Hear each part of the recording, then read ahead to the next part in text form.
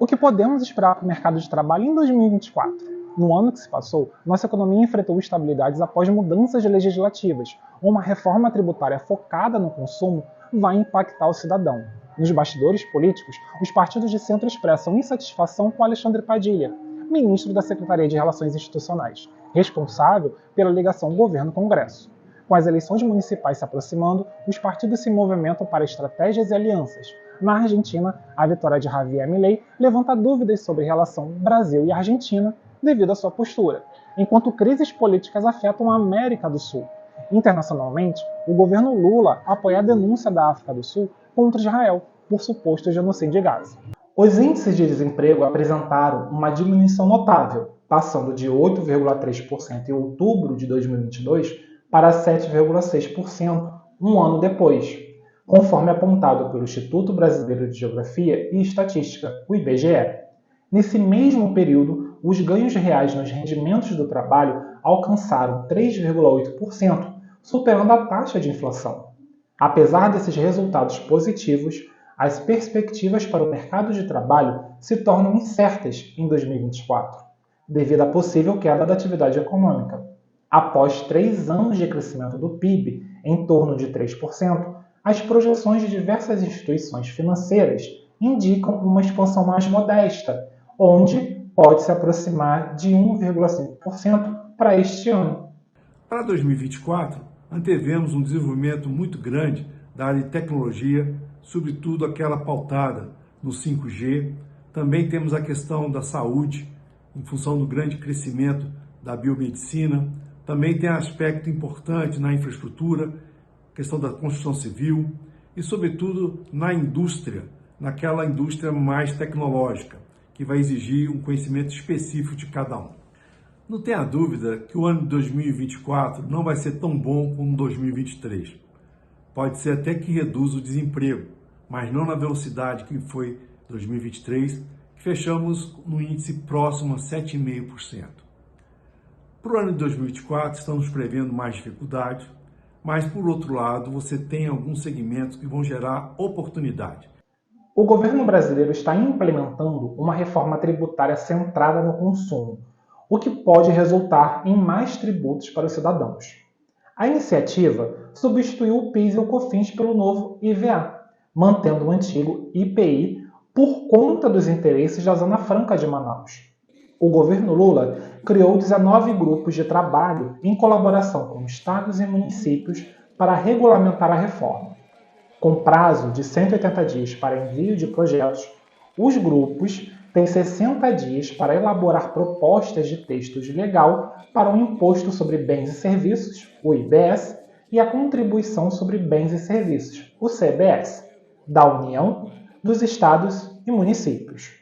O principal objetivo da reforma tributária que foi aprovada é justamente a unificação e a simplificação da arrecadação de impostos e não necessariamente a redução da carga para um grupo de pessoas. A gente sabe que o texto tinha uma previsão de redução da carga para itens de consumo que fossem essenciais. Os partidos de centro expressam abertamente sua insatisfação com o ministro da Secretaria de Relações Institucionais, o Alexandre Padilha, responsável pela organização da relação entre governo e Congresso Nacional. Se prevê uma reforma ministerial nos primeiros meses do ano, que não irá se limitar à substituição de ministros candidatos. Na escolha dos novos ministros, o presidente Lula dará prioridade a nomes capazes de angariar votos no Congresso e, simultaneamente, consolidar apoio em municípios estratégicos para enfraquecer o bolsonarismo. Então as reformas elas vêm para calibrar diante dessas demandas por votos no legislativo para aprovação de projetos de lei de interesse do governo. Partidos que estão entregando votos recebem mais espaço nos ministérios. Partidos e grupos que não estejam entregando votos recebem menos espaço nesses ministérios. Lula evidencia sua intenção não apenas de desempenhar o papel de coordenador político, mas também de participar ativamente das eleições municipais. Seu objetivo é garantir uma expressiva quantidade de prefeitos aliados, demonstrando assim sua influência pessoal. Já o ex-presidente Bolsonaro pretende utilizar suas habilidades políticas e o peso de sua figura para se fortalecer visando as eleições de 2026. As agremiações políticas, cientes das mudanças nas regras eleitorais, estão focadas em formar listas competitivas para as câmaras de vereadores. Tais alterações incluem restrições no número de candidatos registrados e ajustes na disputa pelas denominadas sobras. Vale destacar que este será o primeiro pleito municipal a adotar o formato de federações partidárias. Então o governo está apostando tudo na melhoria do bem-estar econômico e da satisfação econômica para tentar conquistar aquelas parcelas do eleitorado que são as franjas do bolsonarismo. Não o núcleo duro, mas as franjas. Essa aposta, ela se soma a uma outra, uma estratégia muito bem desenhada para as eleições municipais por parte do Partido dos Trabalhadores, que é deixar de lado a estratégia fracassada da eleição de 2020, que era estar na cabeça de chapa, né, apoiar chapas que tinham na cabeça, na prefeitura, alguém do Partido dos Trabalhadores, para apoiar candidatos locais bem posicionados em termos de intenção de voto, mas que são do campo progressista. Elevada à notoriedade como comentarista econômico em programas televisivos, Javier Milei angariou o apoio de figuras proeminentes da direita tradicional, como o ex-presidente Maurício Macri e a candidata não eleita Patrícia Bullrich, culminando em sua eleição como presidente da Argentina. Contudo, suas ideias, notoriamente utópicas, levantam questionamentos sobre o futuro das relações bilaterais entre Brasil e Argentina. A Argentina fechou o ano com mais de 200% de inflação.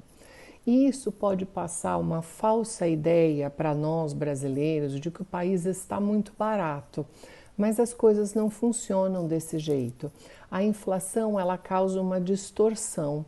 Inclusive, quando você vai efetuar um pagamento de um produto, você está numa loja, vários comércios na Argentina agora estão informando que o preço que está na etiqueta não é o preço que você vai pagar no caixa. Por quê?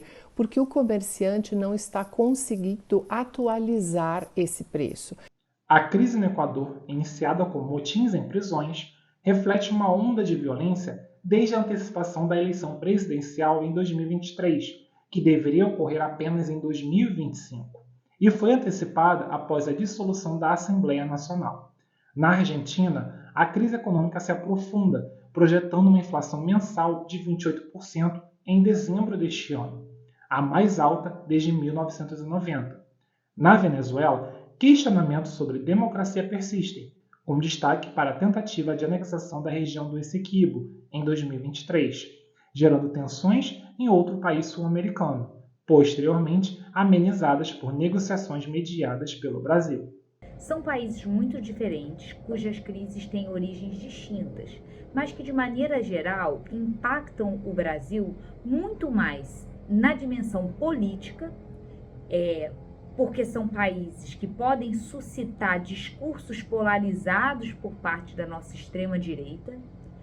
E em termos comerciais, eu acredito que o impacto dessas crises sejam menores, porque são países cujo o balanço de pagamentos com o Brasil, né, as exportações e importações, são relativamente pequenas. O governo Lula anunciou seu apoio à denúncia apresentada pela África do Sul à Corte Internacional de Justiça da ONU, acusando Israel de genocídio contra o povo palestino em Gaza.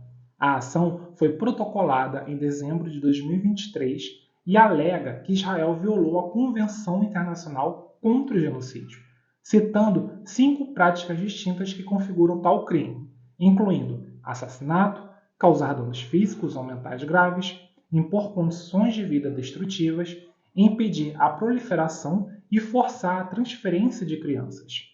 A guerra que acontece no Oriente Médio, ainda mais ligada a sanções, como sanções que o Irã já sofre, e fora do Oriente Médio a Rússia sofre por conta da guerra da Ucrânia, pode elevar o preço do petróleo no mercado internacional, afetando o mercado interno brasileiro.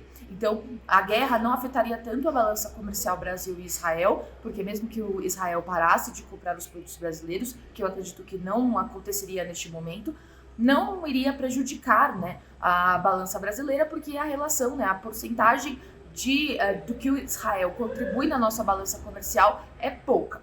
Em um cenário complexo e dinâmico, o Brasil se encaminha para 2024 diante de desafios econômicos, políticos e internacionais.